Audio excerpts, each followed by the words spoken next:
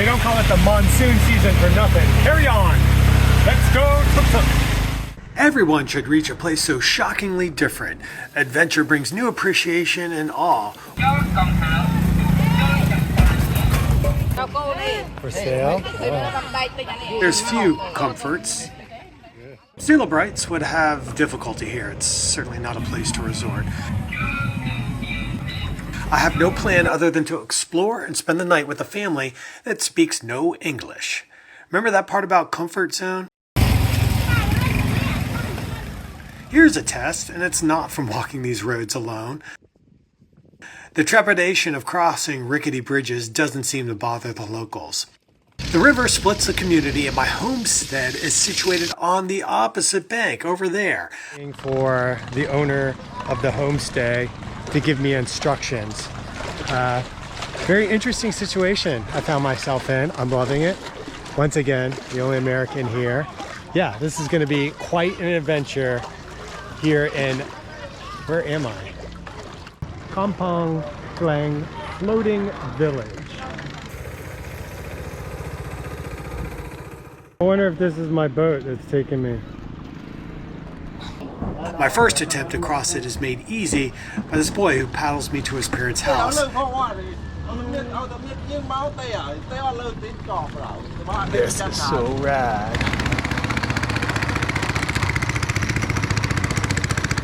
All right, we're making it to our little hotel for the night here on the river. This is so cute. All right.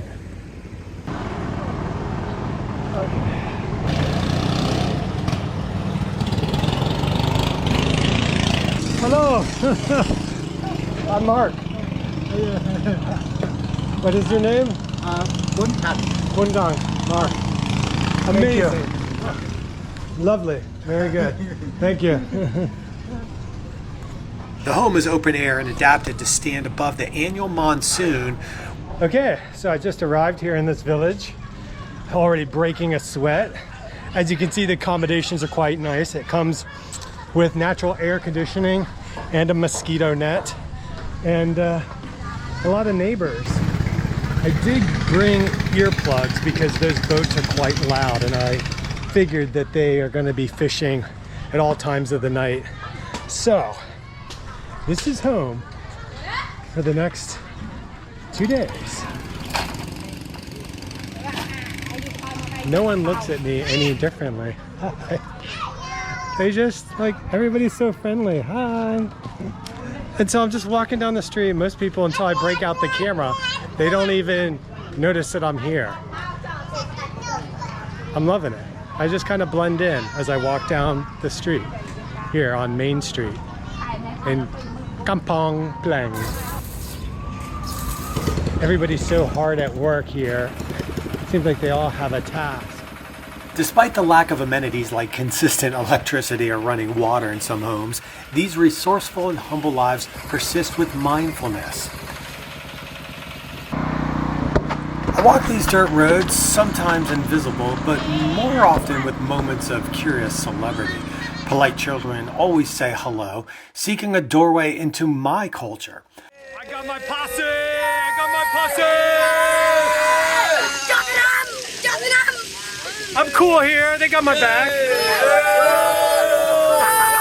I'm just as eager to understand the Khmer lifestyle, spying on the routine tasks that don't seem to have changed since before the Civil War 45 years ago.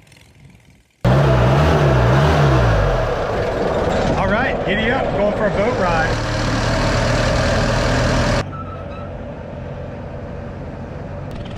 The Tonle Sap Lake is the lifeblood of the Kampong Khleang village. This is where they make their living.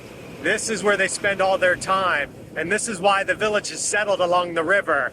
It is the largest lake in Southeast Asia, and this is what it looks like. The unique lake experiences dramatic seasonal changes, swelling up to 4 times its size during the monsoon season, transforming this lake into an expansive inland sea. The only way to get to many of these homes is simply by boat. In the wintertime, during the dry season, they can walk into their houses, but for now, the boat is the most valuable way of survival.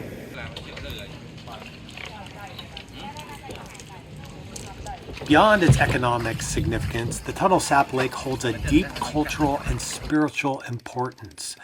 Buddhist temples and shrines dot the shoreline, reflecting the harmonious relationship between nature and faith.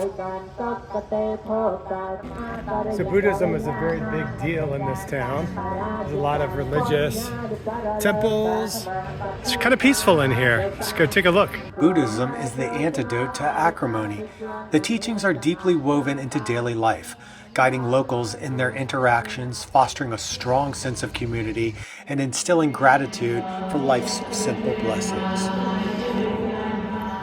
There's a lot of praying going on in there. It's not just an audio recording. They're really deep in meditation. Monks and temples serve as spiritual anchors, and rituals such as morning almsgiving reinforce the cycle of generosity and reverence. In Kampong, Khleang, Buddhism is not just a faith but a way of life, seamlessly intertwined with the rhythms of village existence. The monks welcome me as a local villager. None of us can communicate beyond the respect we give each other through smiles. I'm far too excited to withdraw from the senses to focus on meditation. I've learned if you make judgments from a narrow perspective, your judgments are not likely to be accurate. Many Americans only know first world order, but few take the time to learn through the eyes of others.